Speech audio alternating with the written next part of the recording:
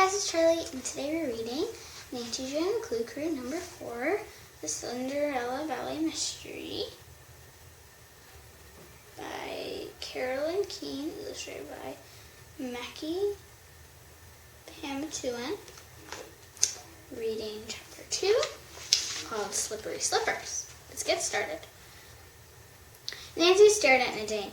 Mr. McGuire had just named Andrea to be the new Cinderella, and Nadine wasn't taking it very well.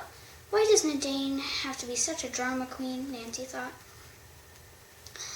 Miss Nardo, we don't throw shoes in the studio, Mr. McGuire scolded her. It was an accident, Nadine stammered. Yeah, right, Bess whispered to Nancy and George. A likely story. Besides, why does Andrea get to be the new Cinderella? Nadine went on. I should be the new Cinderella. Nadine had tried out for the part of Cinderella last month, along with Autumn and Andrea.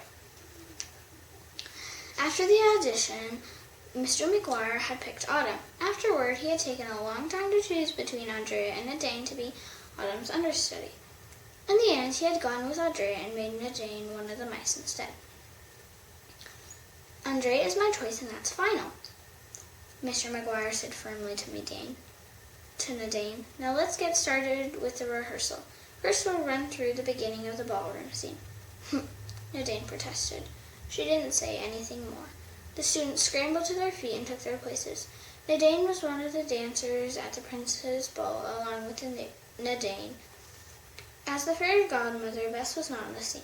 George, playing as the wicked stepmother, would not be in the scene until later. Mr. McGuire had started playing the music on the CD player. Nancy's heart began racing. The music was so elegant and regal. She could almost imagine that she was at a royal ball in a beautiful castle in some faraway kingdom. She wondered what sort of pretty ball gown she would get to wear for the scene. Would it be purple, her favorite color, or maybe blue? First position, Mr. McGuire called out. All the dancers put their heels together and with their toes pointed out to the sides. They held their arms curved out in the front. To do left and glissade stage right, Mr. McGuire said. I don't do ballet, guys. I don't do ballet. Nancy had finally gotten used to hearing the ballet steps called out in French. To do the tendu, she slid her left foot to the front, toes still pointed, and then she slid her foot to the side and then to the back. For the glissade, Nancy glided over a few feet to the left. That was one of the most confusing things about ballet. Stage right meant to go to the left, and stage left meant to go to the right. It had to do with the audience's view, not the dancer's view.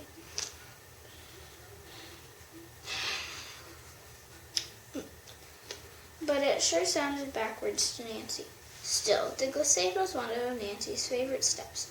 It felt so light and breezy, as though she was dancing on air. Michael, don't lock your knees. Keep them loose. Nadine, other direction, said Mr. McGuire said. Right, left. What difference does it make? Nadine said under her breath. Nancy was dancing close to her and could hear every word.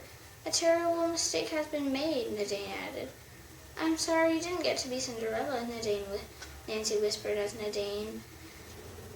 to Nadine as she did a tendu with her right foot. But you're an awesome dancer. We need you in this scene. Nadine said. The group continued to rehearse the steps. Nadine kept muttering about how she should have been Cinderella. Nancy couldn't help wondering, was Nadine going to keep complaining about not being Cinderella? Was she going to make trouble for Andrea and the other dancers? The Cinderella slippers have arrived, Mr. McGuire announced. It was Tuesday afternoon. Nancy, George, Bess, and the rest of the class were gathered in the studio for another rehearsal. Nancy sat on the floor, pulling on her sky blue leg warmers, which matched her tights and leotard.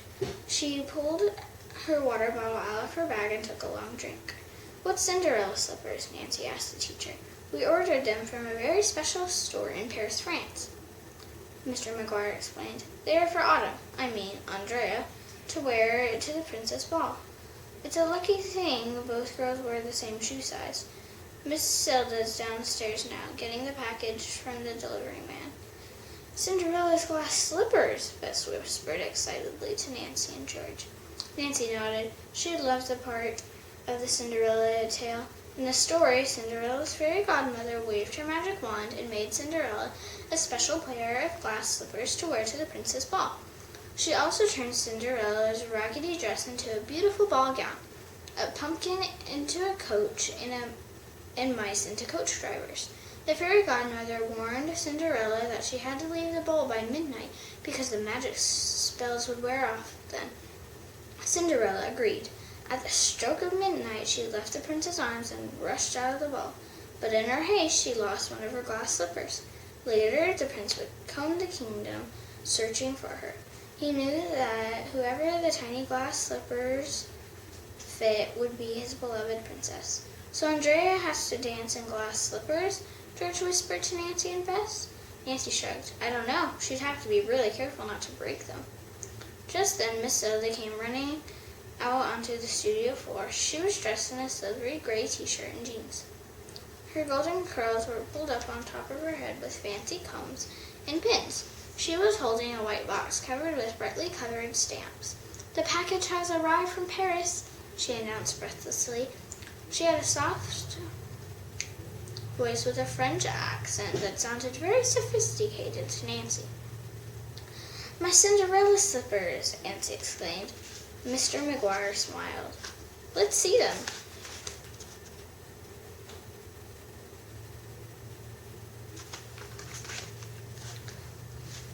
Miss Zelda started to open up the box. She tried to rip the tape off, but it seemed to be stuck. Gregory was standing next to Miss Zelda. "You want some help, Missy?" he asked her. Missy thrust the box at him. "Oui, that was very kind."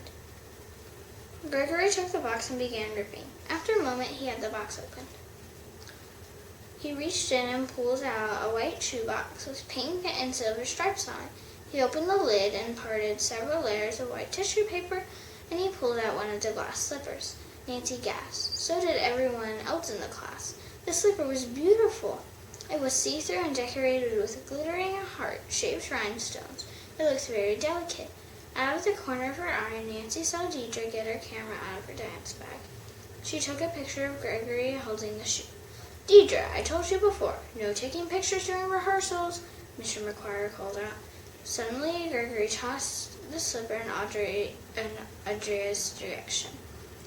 "Catch!" he called out. Startled, Andrea tried to catch the slipper but missed. Nancy gasped. Cinderella's beautiful slipper was about to hit the floor and break into a million pieces.